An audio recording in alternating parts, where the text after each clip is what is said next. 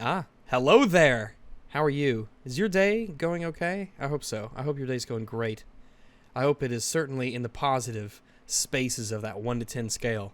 Or at least it's neutral. We don't want to dip and below there. I got something that might cheer you up, or it might depress you.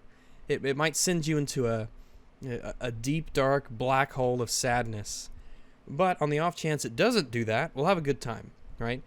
Yesterday I made a video about old Peter Dinklage, right? He was very upset that Snow White and the Seven Dwarfs was getting a new Disney remake. I'm sure it will be terrible. I'm certain it'll be awful, just like all of the Disney remakes are terrible, awful versions of their previous selves. But he was very upset that they were taking this, I think he said, quote unquote, effing backwards depiction of dwarves, and he thought they lived in caves, and he just clearly didn't remember the movie. But while I was looking for some stuff on that, I found this Guardian article from January 27th, a few days ago, I suppose at the time of my posting this. And I only read the title, and I only read the little blurb, and I knew this one might be juicy. So I saved it, and we're going to discover what this article says together. Doesn't that sound fun? By Kiruna Stamel. Stamel? I don't know. It's one of life's great mysteries. Peter Dinklage is right. A live-action Snow White and the Seven Dwarfs is a fundamentally awful idea. Now, I don't know if she means that having it be a live-action retelling is a bad idea, or just remaking it is a bad idea. I don't know how either of those are fundamentally awful ideas. I mean, I know Disney's going to screw it up, but that's just their execution of it. I don't think that there's a fundamentally awful concept of a remake, right? Maybe if you, let's say 40 years ago or so, 50 years, doesn't really matter. Let's say a long time ago, somebody made a movie, and the thematic through line of that movie and the message of that movie was that remakes were not so good.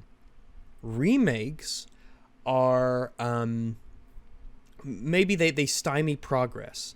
That companies shouldn't try and drum up nostalgia of glory days past. They should focus on making new things and come up with new ideas, and that innovation is important for storytelling. That old stories should be respected and preserved and utilized, but we should really focus on making our own things. Maybe if that was the message of a story and somebody wanted to make a remake of it, a live-action reboot of it decades later, maybe that would be a fundamentally awful idea, but I'm not certain. I don't know. I cannot see how Disney can remake its 1937 cartoon with live actors without falling into disableist stereotypes of people with dwarfism. So I think that only speaks to your lack of vision. Kiruna. I think that's all it says. But even though I don't think the film will be good, I just think, I can see how it can be good, right? I have a bit of an imagination, I think, and I don't think it should be a problem. But I don't know. What is a disableist stereotype of dwarfs? Is it that they're small? Because that's the only stereotype that I know that they have. I'm not familiar with any stereotypes of people with dwarfs. People who are dwarfs, right? Again, other than they're small. But that's what it is to be a dwarf, I guess. I think that's what the condition is. It makes you're small. You're small. You're a dwarf. Does she think that the characters in Snow White and the Seven Dwarfs, does she think that that's stereotypical of dwarfs? Like the real little people? Because she's got to be insane if that's the case. And even if they were, I mean, even that's not even that bad, considering that they're portrayed pretty well in the film, actually, from my memory.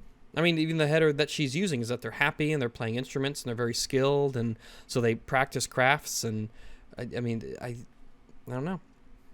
But this says, cute, dehumanized, infantilized creatures known only by their labels. Well, they're not... Well, Disney, Snow White, and the Seven Dwarfs... Is she thinking that? Cute? Yeah, they're cute. They got little red noses and they're cute. Dehumanized. Again, I don't think you fucking watched this movie in a long time. You need to rewatch it again. The idea that these characters are dehumanized is ridiculous. Infantilized? Let me double check what that means. Infantilized. She misspelled infantilized. It's supposed to have a Z. Maybe that's a different spelling. That's fine. To treat someone as a child or in a way which denies their maturity in age or experience. I don't see how this film infantilizes these characters. These creatures are infantilized because they work all day and they do adult things. I mean, I'm not sure what she means by that. Creatures known only by their labels. Well, their names. That's what a name is, right? What label is Rags known as? Rags, because that's it. That's my name. A name is a label, right? Of course, they're known by their labels, and they're not even only known by their labels because they are the name of the film. They're known as the Seven Dwarfs, but each one of them individually has their own different traits, their own lines, and of course their own names. And even then, that singular trait, like Sleepy, is more than just a sleepy person, you know? As a professional actor living with dwarfism, okay, you're a dwarf, all right. All I could do when I read Peter Dinklage's... I'm going to apply the stereotype. I'm going to assume that this person is small. I'm going to apply my disableist stereotype of this dwarf. I hope that's okay. I hope she thinks it's okay for me to assume that she's small. Right. As a professional actor living with dwarfism, all I could do when I read Peter Dinklage's critical comments about Disney's forthcoming live-action remake of Snow White and the Seven Dwarfs was nod in agreement. Okay, so you're an idiot. That much has been established already. Peter is a much more famous actor than I am. It's true, I've never heard of you. But my disability politics are very similar to his. I don't even know what his disability politics are, honestly. He just seems like a crazy person. He obviously thinks certain ways about white people, but that's just being an actor these days. I'm very aware of the importance of representation and of how few genuine and humanizing representation there are of people with dwarfism on our screens and on our stages. Do people not think you're human? Do you have an issue with people not treating you like you're human or something? Because I can't imagine that's actually true. Because we don't see them often because there's not many. But whenever I see a midget or a little person, whatever they prefer to be called, right? I just like, oh, that's just a person who's small. It's like the opposite of when I see a person who's really tall. I'm like, oh, that's a person who's just tall.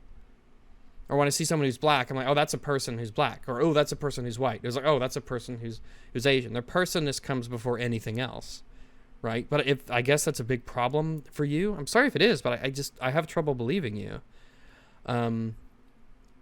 I'm so careful about the roles I pick because I know that if I get it wrong, there will be repercussions for some innocent person with dwarfism just minding their own business. I don't want some innocent person with dwarfism. So just a dwarf, right? Because I assume that by default all dwarfs are innocent. That's all right. It's clarification's fine, I suppose. I don't want what I create as an artist to be used to bring a random person down in the middle of their day.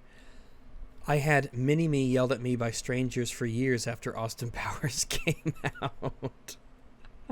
Hi-ho, hi-ho is regularly hummed or sung at me by passers-by. I am filmed and photographed by strangers for who knows what on social media. So, let's take this, all right? These are insults, I guess. And they might not even be insults. They might just have people poking fun using a trait that you have, an obvious trait that you have, which is your dwarfism. And I probably wouldn't look too deep into it after that. I'm sorry if it really bugs you, but I guess if it really bugs you, I'm sorry to hear that, but it doesn't seem like a huge deal to me, because they're not even necessarily, like, do they hate you, or are they just having fun? Because that seems like a big difference, because they don't seem to be, like, being mean or cruel. Maybe, depending on how they do these things. Maybe they're just having a laugh. I'm not sure. I am filmed and photographed by strangers for who knows what on social media. Well, you're an actress, right? You said that as a professional actor. Oh! Karuna. I'm sorry. I thought you were a woman with a name like Karuna. Kiruna. I thought you were a woman. My apologies. But as a professional actor. All right. I'm filmed and photographed by strangers for who knows what on social media. Maybe it's because you are a professional actor. Maybe they recognize you. I'm not sure. Maybe I don't know. Maybe they thought what you were doing was funny because you're small. Most insults are simply regurgitated rubbish that people have picked up from somewhere in the social repertoire of negative and dehumanizing media portrayals. Like Jackass or Austin Powers movies. I think the issue comes from the fact that most people just find dwarfs funny. I think it's just funny that a person is little, like a little version of a person. I think a lot of people find that funny, and I think there's something amusing in that. And it's not meant to dehumanize you or anything like that. I just think that there is a sort of comedic quality in the fact that there is a person who is just a little person, but who's not a child. I think there's some humor to be found in that. And I don't think that it's some horrific dehumanizing thing.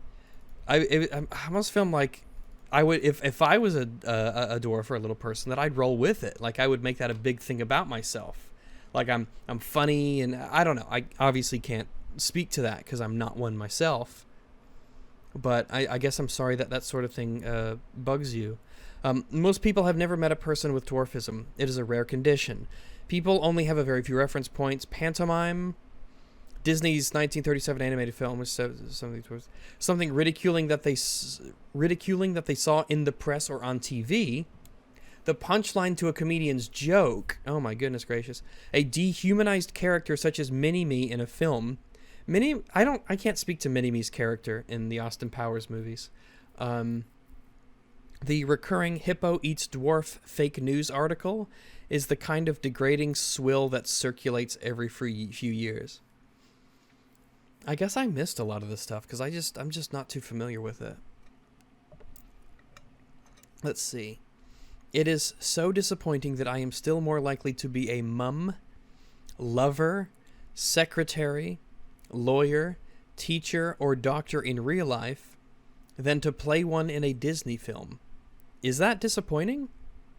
Wait, I'm sorry. That is... Why is... That sounds like the opposite of disappointing. Is it disappointing that you're more likely to be any of these things, some of which, like lawyers and doctors, right, are very esteemed professions? Or that being a lover to someone...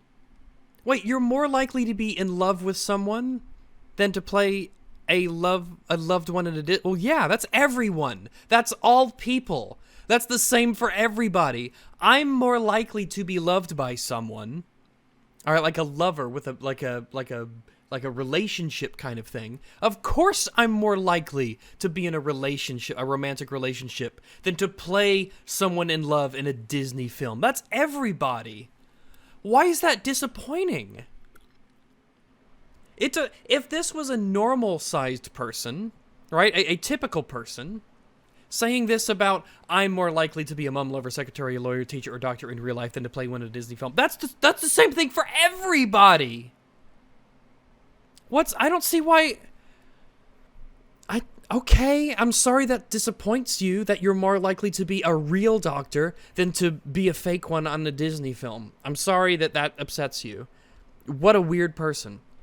It worries me that Disney hasn't even reached the basic milestone of representing disabled bodies in ordinary ways. I mean, basic milestone? How are they supposed to do that? Are they just supposed to go out and find... Because I have a feeling that you'd bitch about tokenism if they did. Oh!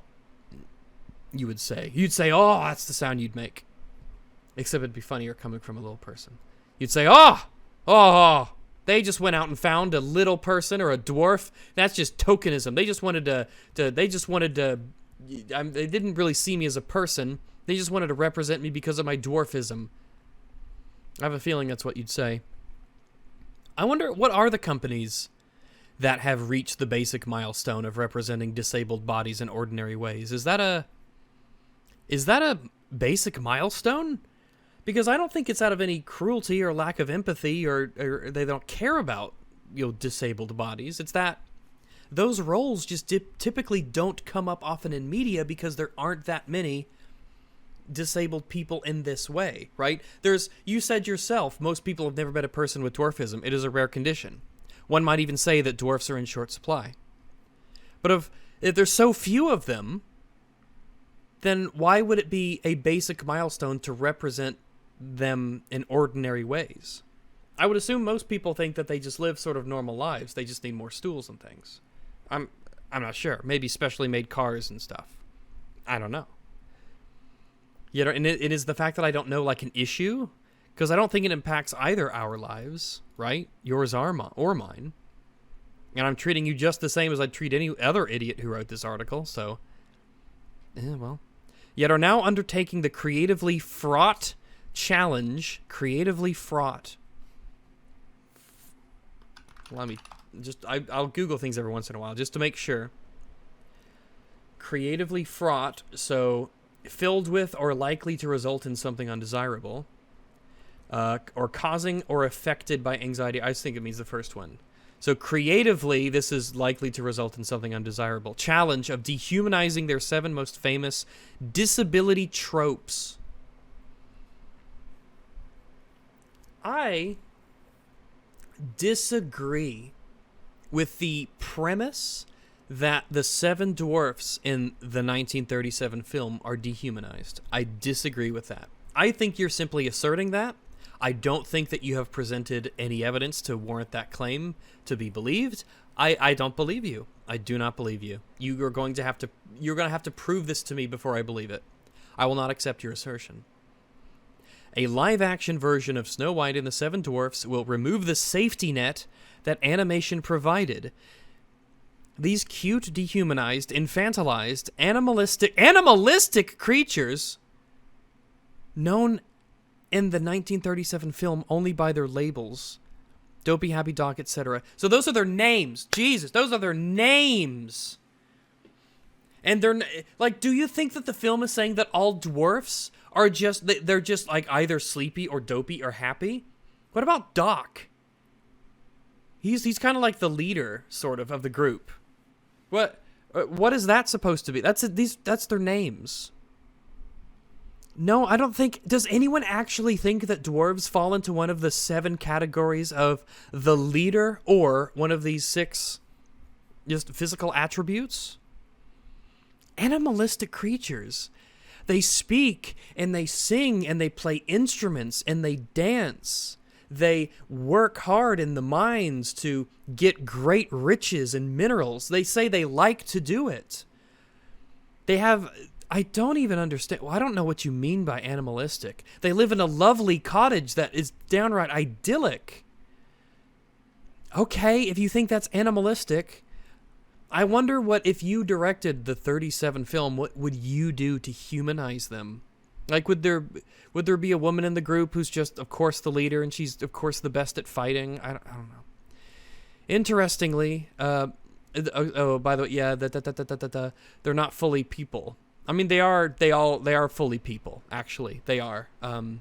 They have odd names, but they do have names, and they do have personalities. And they're shown to be, fully people. He says, nor are they fully fairy tale creatures, which is fine, because they seem to be people. They're people, like... So she thinks that they're like subhuman, I guess, because they're not fully people in her mind, and they're not fully fairy tale creatures.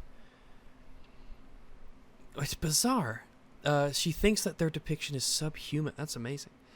Interestingly, their naming did not originate from the original Brothers Grimm tale, but was a Disney invention.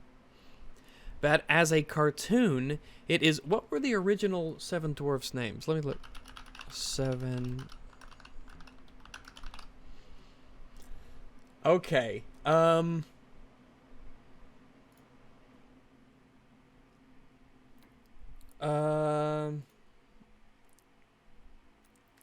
Apparently, among the names rejected for the dwarfs in Disney's Snow White and the Seven Dwarfs were slutty, burpy, flabby, dirty, chesty, and awful. I don't know if that's true. That's just something popped up. Let me look at the original names here, because I'm just curious.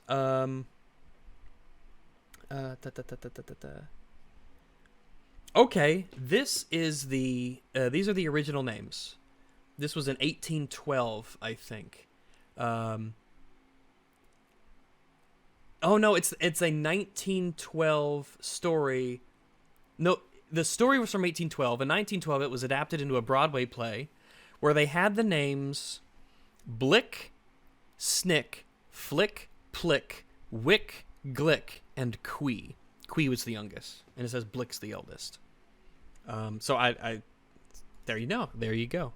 Not what their original names were, at least for the 1912 play. Let's see. But as a cartoon, it is pretend and more forgivable. Like, I guess everything is stylized, so it looks less real, and I guess you don't want them to be portrayed really, or you don't think that they can be portrayed in a real sense in this story, I suppose. I assume that the point is, which I understand, is that if it's not a cartoon and it's live action, you can get away with less, which I think is certainly true. I know when we watched not too long ago, when Cruella came out, me and the EFAP gang, we watched 101 Dalmatians, the 50s movie, or was it early 60s? I can't remember. The original animated one, and then we watched the 90s remake, which is live action, and it's pretty clear that the things in that remake were not, you couldn't get away with some of those things as you could in animation, so they had to do like puppets for some of the critters and things like that, and it didn't look the same, right? The dated nature of the animation also reduces the hurt it causes because it was from another time, predating the disability rights movement. At least you can recognize that, I suppose, that it's from a different time, so it shouldn't be taken the same. Also, I don't like the wording of that, the dated nature of the animation. Like, I would say that the animation is dated in the sense that it's old, but it doesn't look dated as if it hasn't aged well. I think that these old animations have aged wonderfully, and they have emerged into their entire own style, like pixel art has in video games. And before you question me, I would never question you, Karuna. Yes, I do identify. Oh, is this her? Is this Karuna? No, you are a girl. But you said you're an actor. I guess you just misspoke. You're an actress. You're not an actor. You're an actress because you are a lady, right? We have a special word for a female actor. That is an actress. Okay. Let me see. And before you question me, yes, I do identify as disabled. I would imagine you probably would if you're a dwarf, yes. At 3 feet something secret tall, you don't want anyone to know how tall you are? Like, why bother?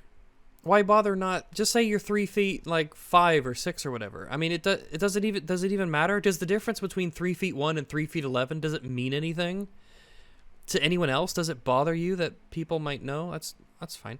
I can only drive an adapted car and cook safely in an adapted kitchen. Yeah, I assume so because you're 3 feet something secret tall. My life requires modifications and adaptations. I am disabled on the street by negative attitudes and prejudice I meet in the community and broader society. If you need more information to understand what I mean, Google the social model of disability. I'm not going to do that. Well, why can't you see Disney portraying that in the house of where the dwarfs live? Wouldn't you see a small house that maybe Cinderella would have a difficult time living in because she is like twice their size? Do you think that would be something that they could portray? Or maybe it's a normal sized house, but it has been modified by the dwarves to better suit their stature. Like, maybe there are stairs by the countertops, or maybe the stairs that lead upstairs to the second level, maybe they've doubled the amount of stairs so it's less of a step each time, so that they could show how they could, that modifications are needed, and that represents the things that dwarfs in real life need. Why can't you see that? I can. I don't know. It doesn't seem like it's very difficult for me to envision.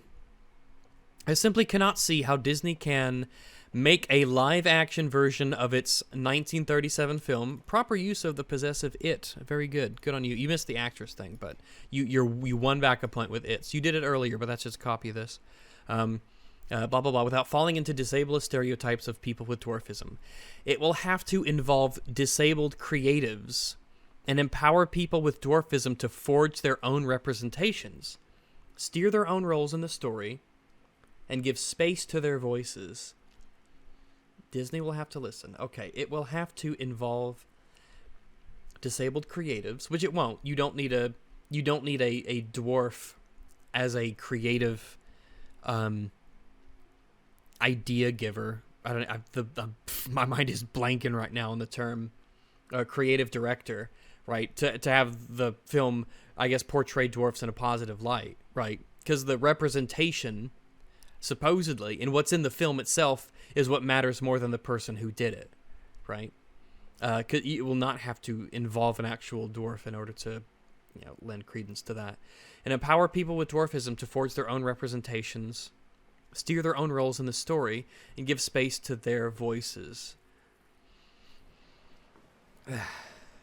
Steer their own roles in the story. So what you're saying is that a disabled person has to, a creative lead or a writer, it needs to be a writer on this film who is a dwarf to empower the dwarves. Because if a normal-sized person writes the dwarves a certain way, regardless of what that way is, it will not allow them to steer their own roles in the story. First off, they shouldn't steer their own roles. That's the job of the writers and the directors. Actors shouldn't necessarily be able to steer their own roles in a story. Sometimes that's good. Sometimes it's horrible. So it depends on the thing. The thing is what's important, not the person doing it. And give space to their voices, whatever that means. Disney will have to listen. I doubt that they will have to do that.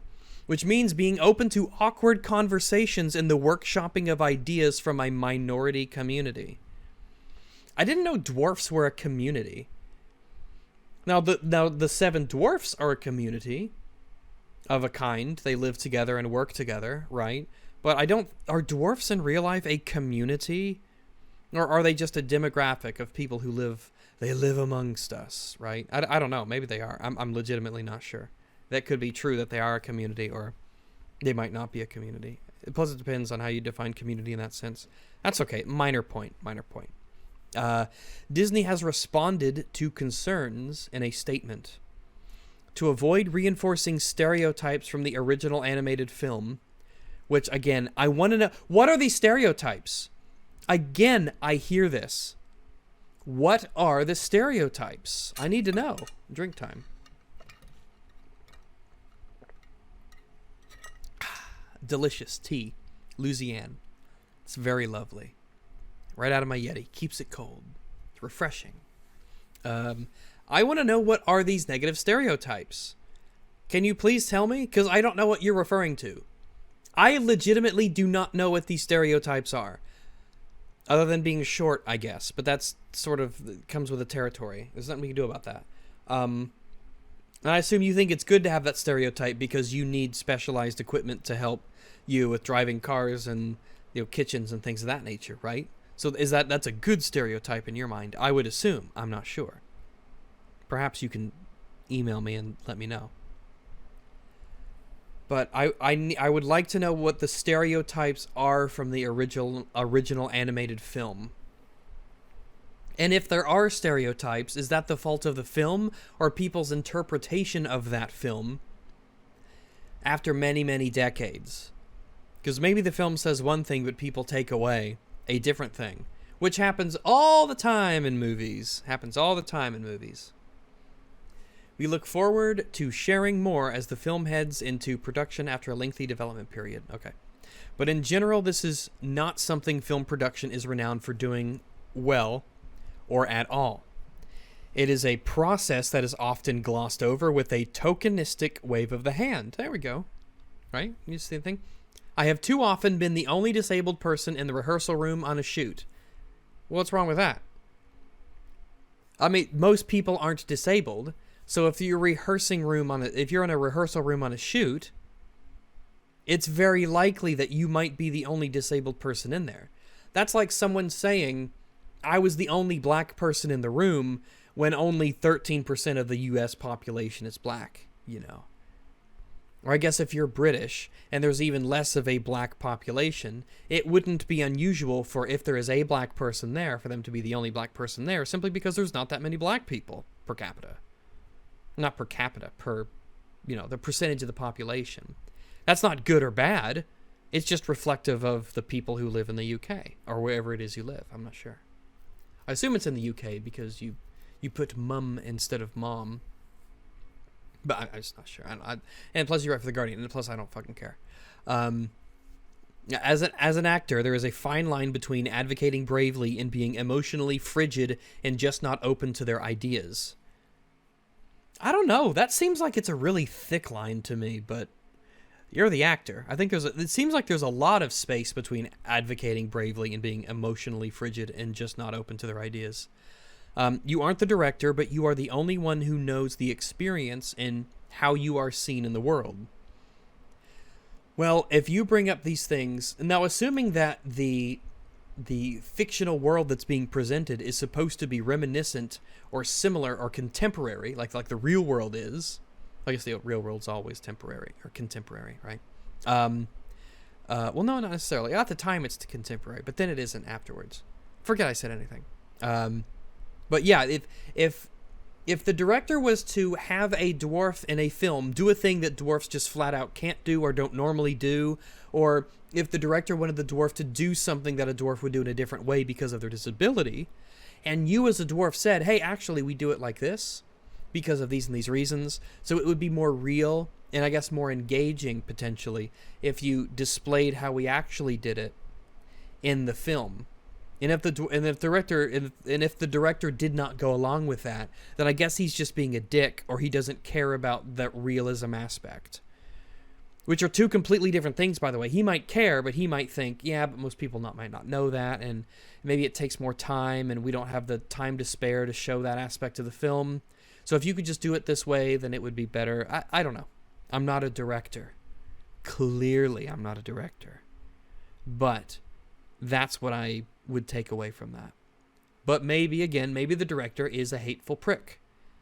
And in that case, then I would be behind you in that sense. I would definitely be standing there with you. And they shouldn't be like that. This leads me to doubt that Disney is currently capable of making the massive ideological leap needed to create a film in which the Seven Dwarfs are the fully fledged humans they should be. So, it is not a massive ideological leap. I think,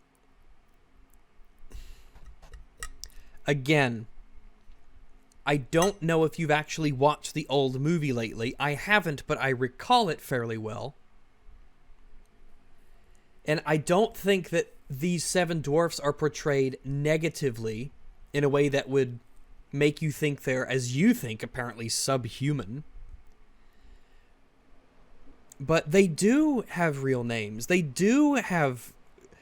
Well, I mean, I guess real name in the sense of they aren't cartoonishly named after certain traits. But Snow White's name is Snow White. She is also named after a physical trait of hers. And the prince is just called the prince. I don't know if he has a real name or not. The huntsman, I think he's just called the huntsman. I can't remember those specifically. But with real names, yeah, if you gave them real names, I think it would lose like this whimsical quality. And maybe you think it's a good thing that it doesn't have that quality, but these could be nicknames. And you could even say that in the film. These aren't our real names. This is just what we call each other because we have these particular traits. Rounded characters, they're round all right. And having some kind of agency. Again, I don't think you remember the film. I just don't. Here's an idea, though. It's a weird Shatner-esque pause there. What is your... I can't wait to hear Karuna's idea. The seven dwarfs could live in a house that is only accessible to people 4 feet 2 inches tall, with an adapted kitchen and adapted vehicles. Well, you don't need an adapted kitchen, right, if it's only accessible to people 4 feet 2 inches tall. Those would just be the size that it... So that would be just the size of things, right? You wouldn't have to adapt the kitchen any more than you would have to adapt anything else in adapted vehicles. Well, they have minecarts, and the minecarts seem to be... I don't know. Let me double check. I think the minecarts are dwarf-sized, which would be appropriate. And I think they use donkeys, and they're smaller than the donkeys, but most people are, they're shorter. They think they ride on the donkeys as if they're... but let me check. Seven Dwarfs Mine? The Seven Dwarfs Mine Train. Apparently it's a ride in Walt Disney World. I did not know. Let's just do mine images.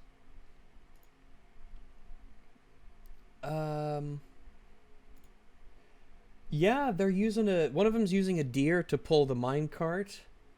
The minecart seems to be dwarf sized. Yeah, I don't see what the issue here is really. I'm getting a little... it's just a little tangent. I'm just curious if in the film they were... if they were the right size. They even have dwarf-sized wheelbarrows and everything.